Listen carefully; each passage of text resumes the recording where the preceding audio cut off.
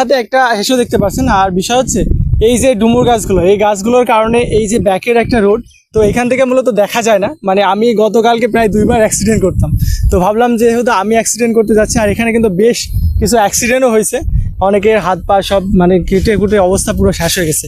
তো আমি ভাবলাম যে এই যে ডুমুর গাছগুলো আছে, তো এই গাছগুলো কেটে ফেলবো। আর বিষয় হচ্ছে এখানে আবার গ্যামা ঘাসও আছে, তো এগুলো আছে ছাগলে খেয়ে নিতে পারে। তো যার কারণে আমি একদম পুরোপুরি যে কেটে যাবো এরকম না, জাস্ট এই পাতাগুলো এখান থেকে কেটে দেবো, যাতে এই রাস্তাটা ওই পাশ থেকে এই পাশটা বা এই পাশ থেকে ওই পাশটা দেখা যায়। না হলে আবার এখানে তো বেড়া দেওয়া নাই, যার যার ফলে যদি আমি সম্পূর্ণ কেটে দিই তাহলে কিন্তু ঘাসগুলো ছাগলে খেয়ে নিতে পারে, ছাগল গরু বা যে কোনো জিনিসে। তো আমি হচ্ছে এই জাস্ট পাতাগুলো কেটে দেবো যাতে বুঝতে পারে মানুষ আর কি, এই পাশ থেকে ওই পাশে রাস্তাগুলো।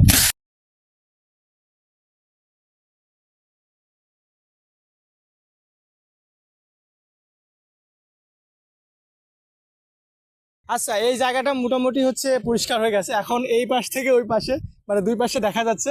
তো এখন হচ্ছে বাইক বা যে কোনো গাড়ি চলাচলের ক্ষেত্রে কিন্তু অনেক বেশি সুবিধা হবে, কারণ অ্যাক্সিডেন্ট তো আর বলা যায় না।